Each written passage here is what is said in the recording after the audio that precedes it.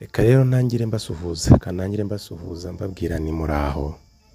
Hanyuma kandi n'abatorohewe mbabwira ni mukomere mwihangane. Nge rero uyu munsi nje mu nkuru n'ubundi nkuko uyu murongo wa YouTube witwa inkuru. Ni inkuru maranye imyaka igera muri 28 cyangwa se irenga. Ni inkuru y'umwe mu bagabo bagaragara mu banyabigwi kuri side imwe y'abagenzi be b'imitima mibi cyangwa se yabicanyi, akanagaragara ku rundi ruhande nanone nk'umugome cyane ku miryango imwe.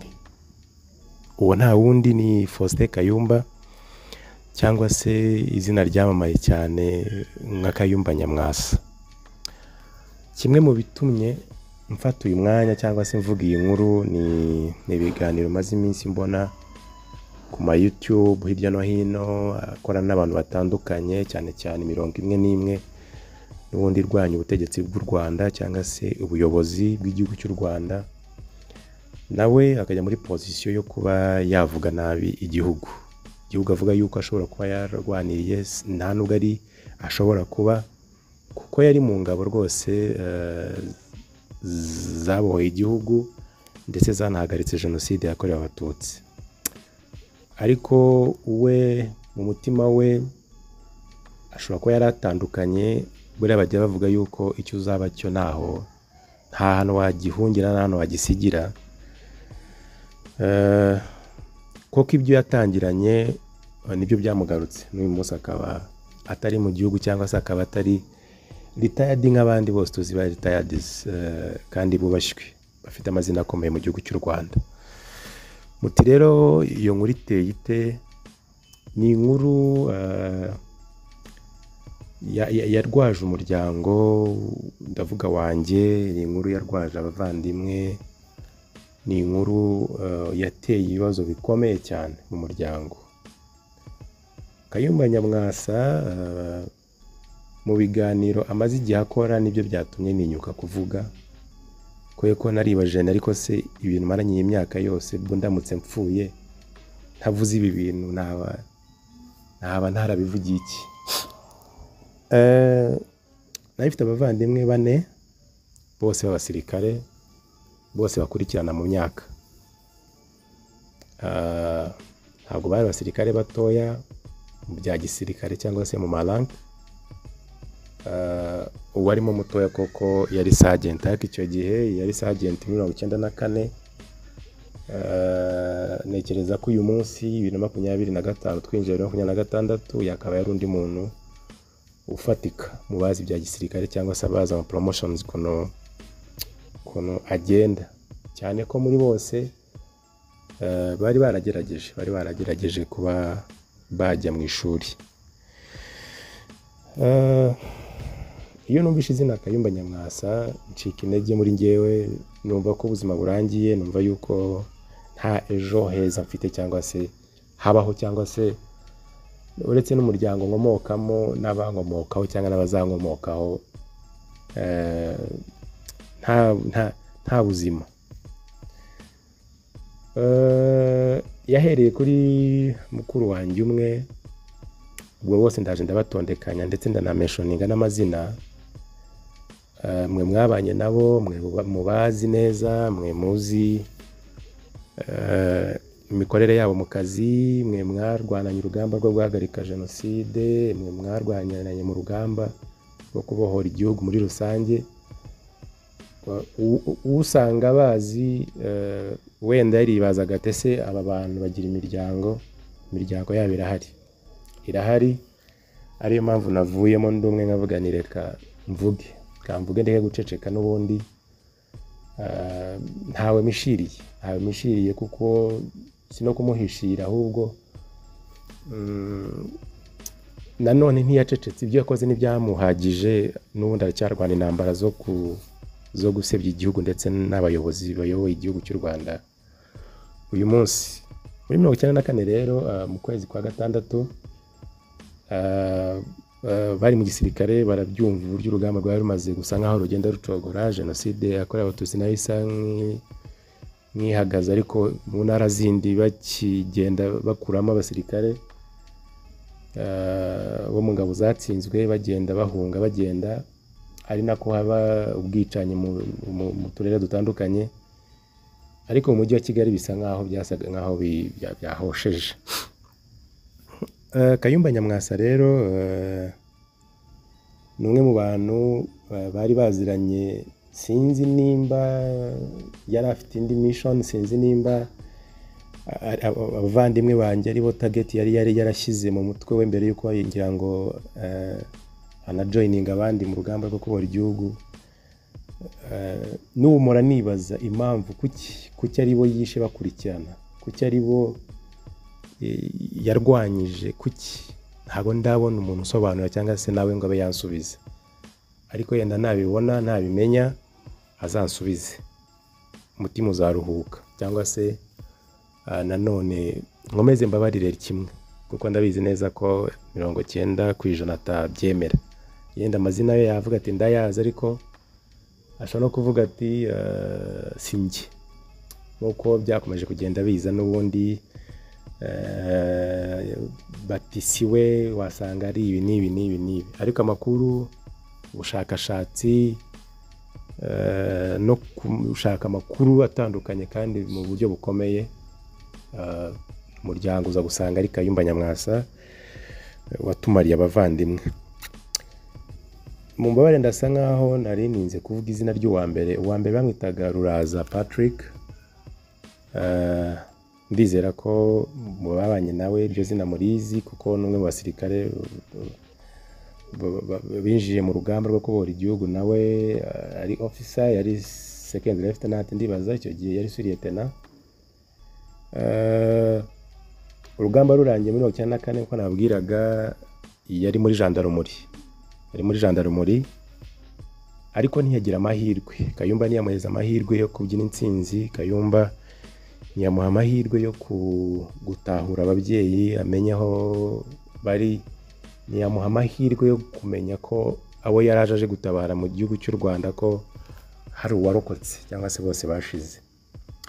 Ahubwo niwe yahereyeho abaramwishe, amwica akoresheje uburozi tutazi neza uwo yatumye cyangwa se n'uburyo yabikozemo. Ahubwo tuzi neza ko yakoresheje ubwo burozi. Leti Ruraza agapfa yishwe ngo n'umusonga, mu bizamini byagaragaye. Sinjya nibagirwa icyo gihe inzu yabagamo, bamwe mu bakurikirana imyidagaduro yabaga mu nzu ubu ngubu uyu munsi Intore Masamba bamo ku Kacyiru hariya munsi ya RBA. Nuko Kayumba bayishe Ruraza atyo, bamwicishije uburozi, cyane cyane ko yamuzizaga we yuko ngo bari ku murindi, ngo sinzi message umuyobozi mukuru w'igihugu yamuhaye n'ibya gisirikare, hanyuma yimuhereza kwishyira abagenzi be, ariko ngo Kayumba batabizi.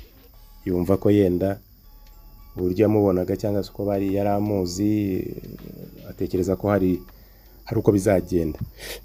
Nyamara yaramurutaga cyane, yamurushaga ari imyaka, yaramurutaga ari n'amapeti, yaramurutaga, undi yari mutoya.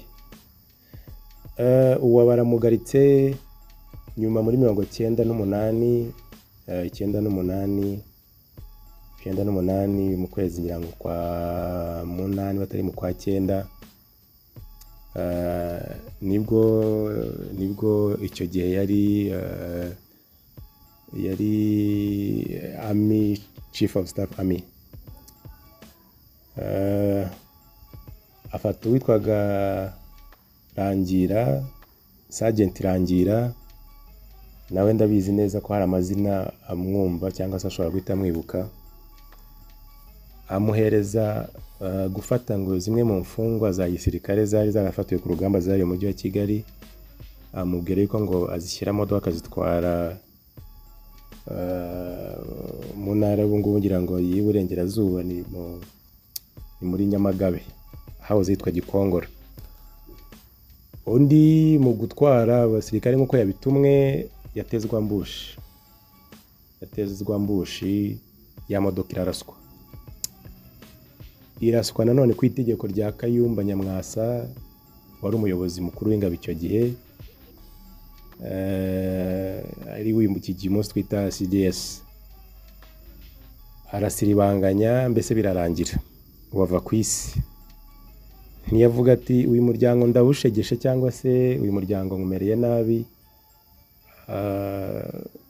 ashaka undi we yaramushatse cyane, arabanza aramufunga, yamufungiye Kibungo, abanza mukoresha aksida nawe yamuteza mbushi, ariko aravunika ukuguru, ariko arakira. Aramushakisha mu buryo bushoboka. Amaraporo ye yose akaza ko avuga ko ari indiscipline, ariko nanone atari icyamuziza twaje kukimenya nyuma, tukibwiwe n'umwe mu basirikare yohereje wamwishe. Mu 2000 ku itariki 28 z'ukwezi kwa 12, ndabyibuka ko twari tuvuye mu minsi mikuru ya Noheli, uwitwa yari Lieutenant Dan Twahirwa yarimo yitegura ubukwe Nyamirambo, ari mu nama y'ubukwe kuri Cosmos. Nuko Kayumba yohereza umukaporale yari umwescort bamwitaga Claude. Ayo ni amazina yavuzwe n'uwo mugabo akimara gufatwa. Bohereza umuseriveri, arazahamagara Twahirwa amubwira yuko hari umuntu umushaka hanze. Asohoka agiye kureba umuntu utegura ubukwe. Icyo gihe yibazaga yenda ko hari ubohereje intwererano cyangwa se ko hari abayobye bashaka kugira ngo abarangire aho inama irimo kubera. Yarasohotse abona Claude mu modoka, aramujya kumureba nk'umuntu bari baziranye. Umwe yari kaporale, yego, undi ari liyeteni icyo gihe, ariko amakapiteni yabo yari yasohotse. Agira ngo yenda ni message ivuye kwa Kayumba amutumyeho nk'umuyobozi we, uko yagashyize amaboko mu idirishya ry'imodoka, undi acisha pisto mu kwaha, abaramurashe, aturitse umutima, arawuca, yikubita hasi. Isasu ryarumvikanye, abari kumwe mu nama. Ndabizi ko iyi nkuru benshi barayizi, bamwe mu nshuti ze bari kumwe bakiri mu gisirikare cyangwa se babaye retired. Iyo nkuru murayizi, muzi ko byagenze. Hari amazina menshi mfite, ariko ntari buze kumentioninga. Twarageze nanjye icyo gihe mu bari bahari abifitiye amakuru 100% nari mari. Uwo Claude yatse imodoka ariruka, ariko yiruka hari amescort n'ubundi yari hanze. Babona imodoka imurashe, barayikurikira, barayifata. Ukuyifata nawe baramufata, nuko abandi kujya guterura umurambo barashe bakikeka yuko akiri mu mwuka, kujya kwirukankana kujya kugera Faisal. Imodoka yagiye kugera ku musigiti hano Nyamirambo, Dani yamaze yamaze gupfa.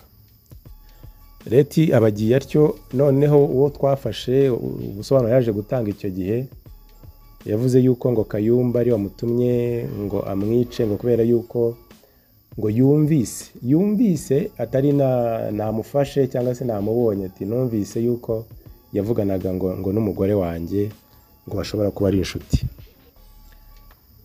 Ariko ibyo sibyo byari ikibazo, ahubwo n'urwango yari ifitemo, cyane akanga umuntu w'umuhanga, akanga umuntu abona ushobora kuba umuyobozi mu buryo bumwe cyangwa se ubundi. Uwo n'umuvandimwe wanjye wa gatatu yari amaze kwica. Undi we ndabizi neza ko benshi cyane nanone nze kuvuga Afande Ibingira ndabuzi ko ari we ndetse na Leti Afande Bagire bafashe iki gice cy'uburasirazuba kuzamuka kuza kugera Kanombe, kujya Bugesera no kujya Butare. Bamwitaga Captain Rujuju. Nawe yapfiriye ku rugamba, Kanombe irimo kuvamo. Ari mu basirikare bakuyemo Kanombe, yari kapiteni.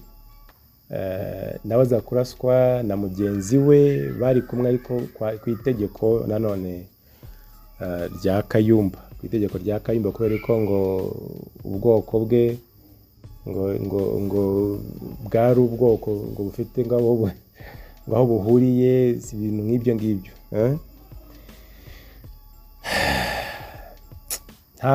Ntabwo bavuga ko